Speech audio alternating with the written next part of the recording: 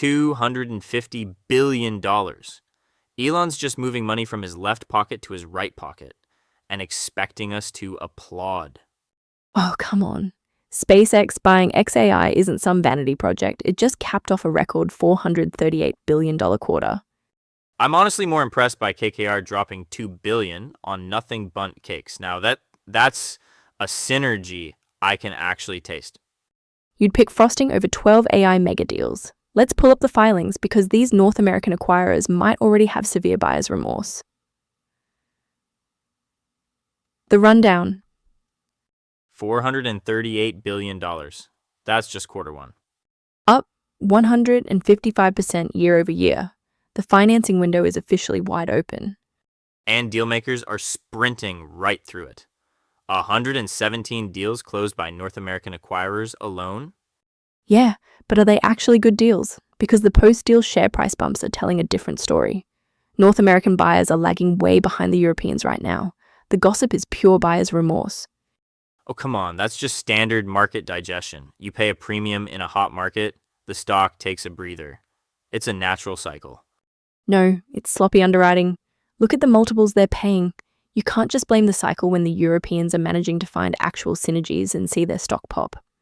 Look, when the debt markets give you a green light, you build the empire. Speaking of which, private equity musical chairs are in full swing. KKR is buying Nothing Bundt Cakes from Roark Capital. For $2 billion, $2 billion. For cake. The frosting is very good, Maya. I'm sure it is, but I read the footnotes. KKR is absorbing the brand's debt in the process. That's a ton of leverage for a baked goods franchise. Roark must be thrilled to hand off that balance sheet. I love a good consumer buyout, but if we're talking about my actual consumption habits, Gallo just finished buying Four Roses bourbon from Kirin Holdings. Kirin is finally letting it go. Gallo is aggressively moving past just wine, which makes sense given shifting alcohol trends. As a former banker, I fully support the strategic consolidation of the bourbon industry. Of course you do. Meanwhile, Goldman Sachs officially closed on Innovator Capital Management. They're pushing hard into the ETF space. Smart play. Oh, and RYVYL and RTB Digital shareholders finally approved their merger. We get a new combined Nasdaq listing out of that one. A lot of cleanup deals this week. Tomorrow we're watching the regulatory wires for US Bancorp's pending $1 billion play for BTIG, plus Trimble buying Document Crunch. Construction AI is quietly getting very hot. AI is getting hot everywhere. But all these deals we just talked about, they are absolute rounding errors compared to the monster sitting on our desk right now. You mean the $250 billion elephant in the room? Exactly. 12 mega deals over $10 billion closed this quarter, but one just blew the roof off the entire year. The big one. $250 billion. I just need to say it out loud a few times so my brain accepts the math. $250 billion. And for a company that the buyer's CEO already effectively controls, it's the most expensive left pocket to right pocket transaction in human history. But what a transaction. SpaceX buying XAI completely rewrites the rules of vertical integration. You aren't just building the rocket anymore. You're acquiring the ultimate digital brain to fly it, manage the Starlink constellation, and probably write your regulatory filings. Oh, come on.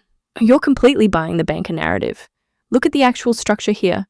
Sullivan and Cromwell must have billed 1 million hours just figuring out the conflict of interest disclosures for the board. The lawyers definitely earned their keep on this one. I'm sure the risk factors section is the size of a phone book. Try the size of an encyclopedia. But seriously, justify the price tag for me. $250 billion. You don't need a $250 billion in-house large language model to calculate orbital mechanics. NASA did that with slide rules in the 60s. It's a massive overpay to bail out private investors. No, you're looking at this like a standard software acquisition. It's a pure infrastructure play. Look at the 12 mega deals we saw this quarter, the ones over 10 billion. They're all about hoarding artificial intelligence capacity. SpaceX is securing compute. If you want to manage a Mars colony, you can't rely on a third-party API that might change its terms of service. Fine, but they're paying an absurd premium. Everyone is paying a premium right now. The first quarter of 2026 just hit a 5-year high We're talking $438 billion in completed deals.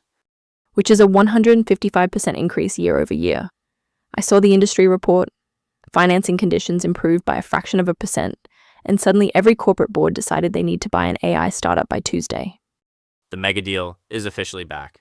The volume is back. The quality is highly debatable. North American acquirers pushed through 117 deals this quarter, and they're lagging way behind European dealmakers in post-deal share price bumps. There's massive buyer's remorse hiding under all that volume. The market just isn't rewarding these frantic shopping sprees. Wait, really? You think Elon gets buyer's remorse?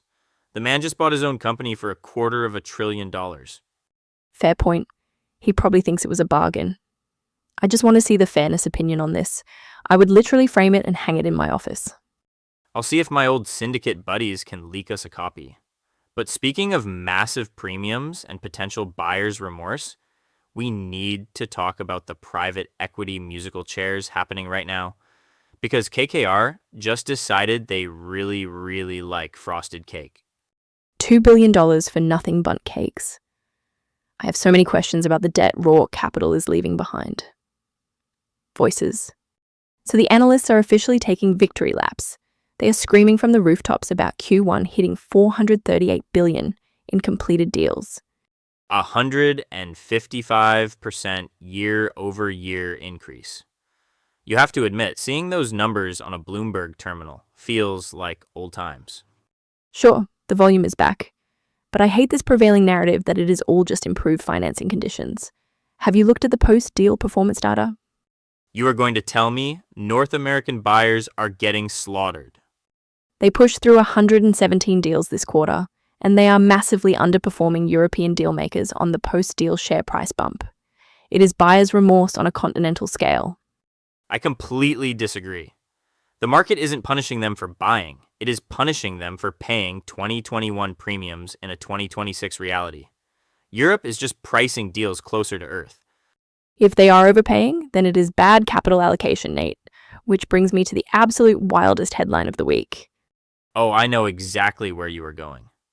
KKR is buying Nothing Bundt Cakes from Roark Capital for $2 billion. $2 billion for cake. Hey, do not disrespect the Bundt. Those little cream cheese frosting petals are a cash flow machine. I read the fine print. KKR is absorbing the brand's debt in the process. Roark is playing musical chairs with private equity money and walking away spotless. Roark squeezed the frosting out of that asset and flipped it to the biggest guy in the room.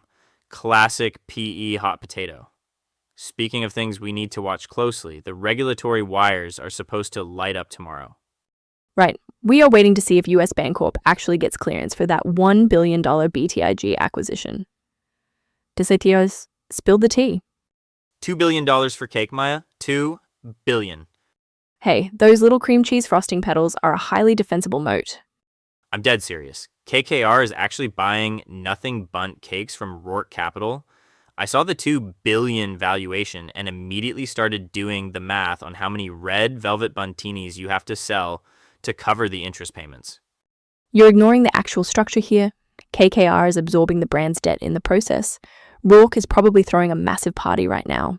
They got out clean.